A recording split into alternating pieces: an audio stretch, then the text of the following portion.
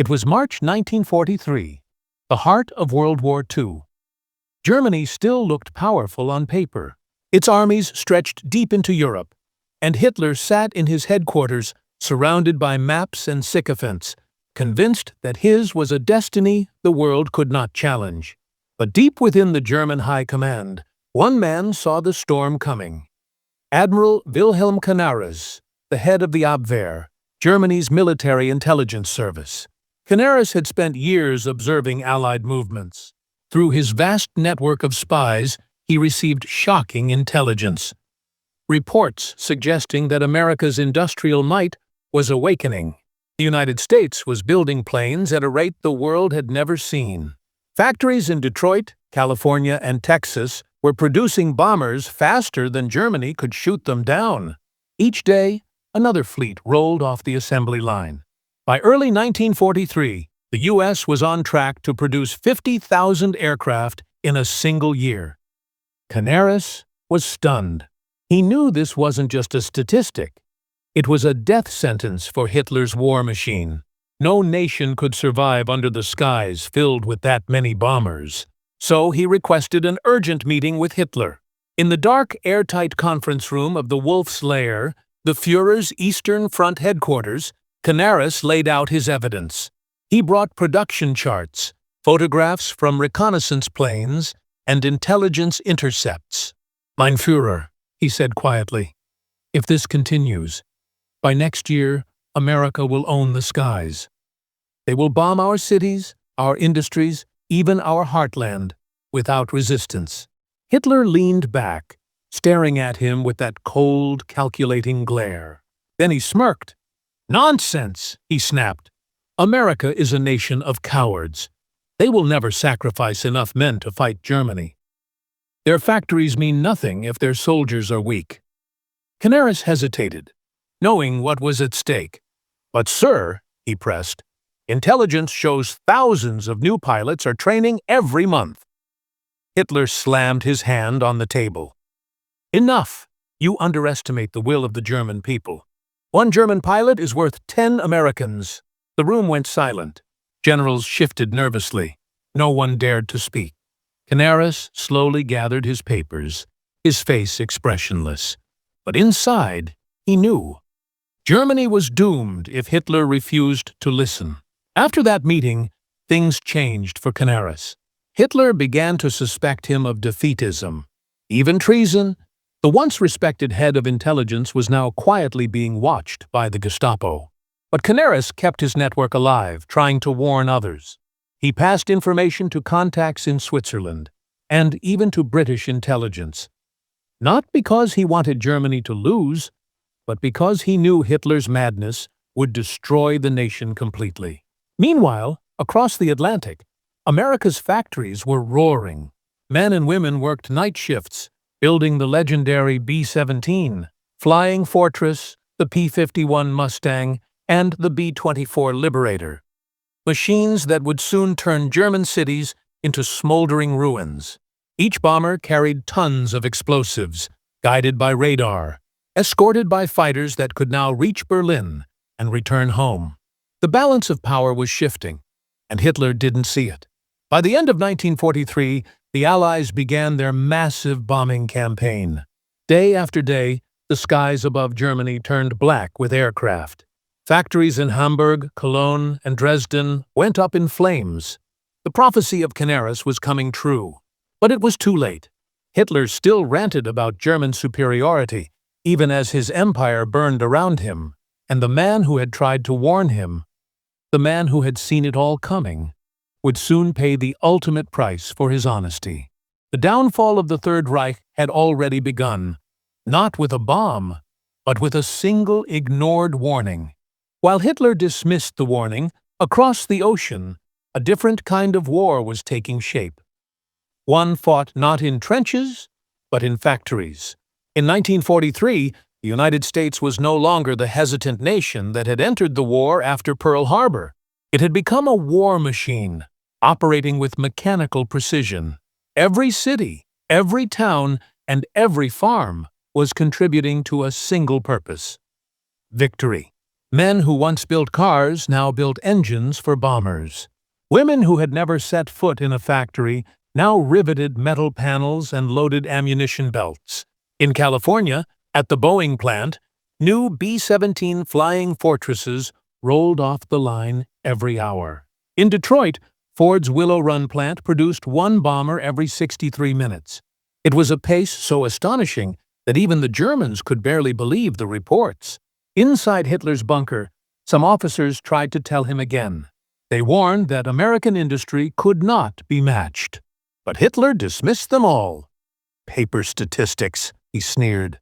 "We have the V-2 rocket. We have the Messerschmitt 262. No one can challenge the Luftwaffe." But by 1944, the truth was becoming impossible to hide.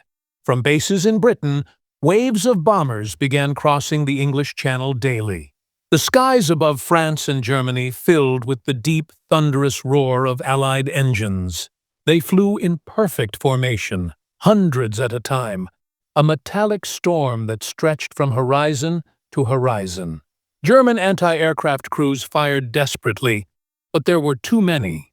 For every bomber they hit, 10 more appeared. And then came the escort fighters, sleek, silver P-51 Mustangs, capable of following the bombers all the way to Berlin and back. The once feared Luftwaffe was being ripped apart. German pilots were now outnumbered, exhausted, and flying outdated planes. Fuel was running out. Training programs were collapsing. And those young boys, barely 18 years old, were being sent into the sky against veterans with superior machines. Canaris, watching this from within the crumbling intelligence network, saw his worst fears becoming reality. Each bombing raid destroyed another factory, another rail line, another city. The Allies weren't just breaking Germany's military, they were breaking its ability to survive. By mid-1944, the statistics were undeniable. In just over a year, the U.S. had produced more aircraft than Germany had built in the entire war. 50,000 planes, a figure that had once sounded impossible, was now real. The numbers were staggering. 25,000 heavy bombers, 30,000 fighters, thousands of transport and reconnaissance planes, and tens of thousands of replacement engines and parts. Germany couldn't keep up. Each night, the skies over Berlin glowed red from fires that could be seen for miles. Entire city blocks vanished in a single raid. But Hitler refused to accept it. He shouted at his generals, accused them of cowardice, and demanded miracle weapons. He pinned his hopes on the V-2 rocket, a terrifying but ultimately ineffective symbol of desperation. Meanwhile, Canaris's fate was sealing itself. His quiet defiance, his skepticism, and his secret contacts were finally exposed. The Gestapo grew suspicious of his movements, intercepting coded messages and tracking his agents. In February 1944, he was dismissed from his post as head of the Abwehr. He was replaced by men loyal to Himmler, men who didn't question orders, only executed them. But even after his removal, the damage was irreversible. The Allies had total air superiority. Every bridge, factory, and convoy that moved within Germany's borders was now under threat. The storm Canaris had predicted had arrived. And it came not with whispers, but with fire and steel raining from the skies. By the end of 1944, Germany's cities were rubble, its railways shattered, its people starving. The war that Hitler had believed he could control was now consuming him from within. And, as the walls of the Third Reich began to crack, one truth became clear. The man who had been called a fool was right all along. At the beginning of 1944, the sky over Europe was no longer German. It belonged to the Allies. Every day began with the same dreadful sound, the deep, distant hum of hundreds of engines. German civilians would look up and see silver specks glinting in the sunlight, growing larger, louder, until the sirens screamed and the earth itself trembled. The Allies had achieved what Hitler once called impossible, complete air domination. For the German soldiers below, it was hopeless. Convoys couldn't move during the day. Factories worked only at night, under blackout curtains. Even a single vehicle on a road risked being destroyed by machine gun fire from the sky. The Luftwaffe, once the pride of Nazi Germany, was dying. Its airfields were bombed daily. Fuel was almost gone. Veteran pilots were dead or captured, and replacements were barely trained. Some were only 17 years old, sent into combat after just a few hours of flight training. And yet, Hitler refused to see it.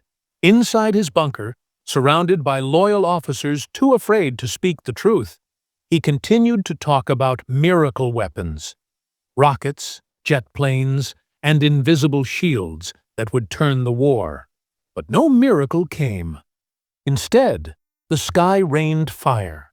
Entire cities, Hamburg, Dresden, Berlin, were turned to ashes. The heat melted steel, glass, and stone. Tens of thousands died in a single night. For those who survived, there was no water, no electricity, no food, only the smell of smoke and death. And, as the chaos grew, Admiral Wilhelm Canaris, the man who had warned Hitler years before, was now living under constant suspicion. His quiet defiance had not gone unnoticed. He had tried to protect innocent lives, to pass secret messages to the Allies, even to delay Hitler's worst orders. But the Gestapo was closing in. In July 1944, a bomb exploded inside Hitler's Wolf's Lair headquarters. The assassination attempt failed, but it changed everything. The investigation that followed was brutal. Thousands were arrested, tortured, and executed. Anyone suspected of disloyalty. And among the names uncovered was Canaris. Documents were found, coded messages, letters, reports, proving his contact with resistance figures and even foreign intelligence. To Hitler, this was the ultimate betrayal. He raged in disbelief. The man he had once trusted to lead Germany's intelligence service, the man who had dined with him, advised him, and sworn loyalty, was now branded a traitor. In early 1945, Canaris was imprisoned at Flossenbürg concentration camp. By then, the war was collapsing. Allied armies were closing in from the west. The Soviets were advancing from the east. But even in those final months, the Nazi regime found time for revenge. In his dark cell, Canaris knew his fate was sealed. He kept a diary, writing small notes, reflections, prayers. He had warned Hitler of this outcome, and now he would die knowing he was right. Meanwhile, in the skies, the prediction he had made years ago was unfolding exactly as he had said. The 50,000 American planes he had warned about were no longer a rumor. They were a daily reality. From sunrise to sunset, Allied aircraft filled the air like a living storm. Every flight path, every target, every raid, planned with surgical precision. American and British air forces now operated with total impunity. German radar stations were blinded. Communication lines were broken. Factories that once built tanks and planes now lay silent under mountains of rubble. The German people, once promised glory, now lived in ruins. Even Hitler's inner circle began to lose faith. Some fled, others secretly plotted surrender. And still, Hitler ranted about impossible victories and secret weapons that no longer existed. The bunker walls shook as Allied bombs fell closer each day. The once mighty Third Reich was shrinking, street by street, city by city. And as it crumbled, Canaris's warning echoed like a ghost. The war will not be won by courage or faith. It will be lost by blindness. In the end, it wasn't just the bombs that destroyed Germany. It was Hitler's refusal to listen. His arrogance had turned a continent into a graveyard. By April 1945, the Allies were at the gates of Berlin. The sound of American and Soviet artillery filled the air. The empire Hitler had promised would last 1,000 years was now measured in hours. And far away, in a silent concentration camp, the man who had seen it all coming was awaiting his execution. As 1944 unfolded, the skies above Europe turned dark, not from clouds, but from squadrons of American bombers. Just as Admiral Wilhelm Canaris had predicted, wave after wave of U.S. planes poured into the German sky. B-17, flying fortresses, B-24 Liberators, and later, the unstoppable P-51 Mustangs. By mid-1944, over 50,000 American aircraft were in full operation, bombing German factories, oil fields, railways, and cities day and night. The Luftwaffe was overwhelmed, its pilots outnumbered, its fuel running dry. The sky that once belonged to Germany now belonged to the Allies. In Berlin, Hitler raged. He screamed at his generals, fired commanders, and accused everyone of betrayal. But deep down, some remembered the calm voice of Canaris, the man who had warned him years earlier. "My Führer," Canaris had said, "America's factories are their greatest weapon. You cannot fight an enemy that builds faster than you can destroy." But Hitler refused to listen, and in the end, his arrogance became his downfall. By 1945, Berlin was surrounded. The war was lost. The Third Reich, the empire Hitler swore would last 1,000 years, lay in ashes after barely 12. And Canaris, the man Hitler once called a fool, was executed in April 1945, accused of treason. He died a hero to history, the spy who tried to save Germany from itself. The echo of his warning still lingers in history's shadow, a reminder that pride blinds, but truth never dies. Sometimes the wisest men in war are the ones who dare to say what no one wants to hear.